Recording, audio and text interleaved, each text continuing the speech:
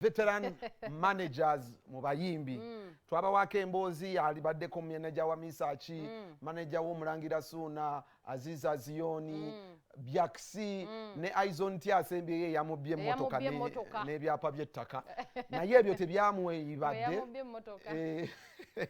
yakoze akabaga ne family ye just to Snear center azijjawa Mwana karantini abantu bakaaba Snear akola bubaga aina sente Snear omukazi aina amayumba ku lusozi olwo atakutya gwe tutya Snear ene katwalage byabadde ku kabaga ka Snear manager waba I respect this lady for the love she has for music. Okay.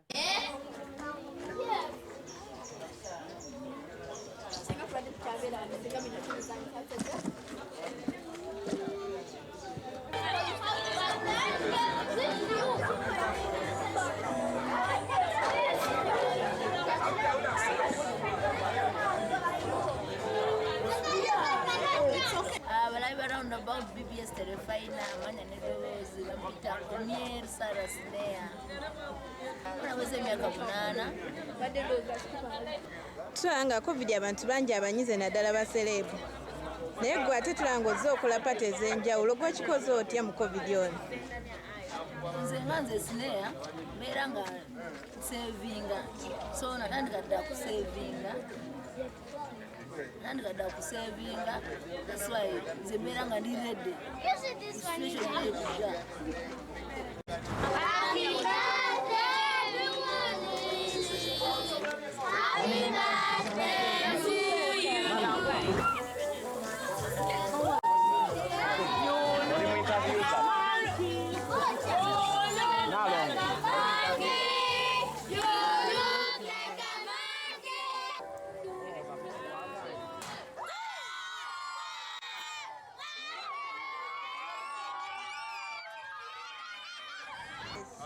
BBS Vampita Kent Kojo. I think I Vampita my Floso. Yeah, my voltage music. I'm going to go at the Mulunji, Muganda Wafe, but actually muwala wa Snear and Snear Muganda Wafe. So basically, what the Mulunji. Batugamba nti abayimbi abasajja Snear mugira ne muyita ku mukwano ne mufuna guli omukwano oguli omukwadda. Tegati Muganda Wafe bambi. Because atenga fe man tuli bayimbi bali professional te tuli batono mu Uganda okitegeera so abayimbi abatera okukola ebintu ebimu bebatuwononera bebonona industry ya Uganda abatono linabo ndali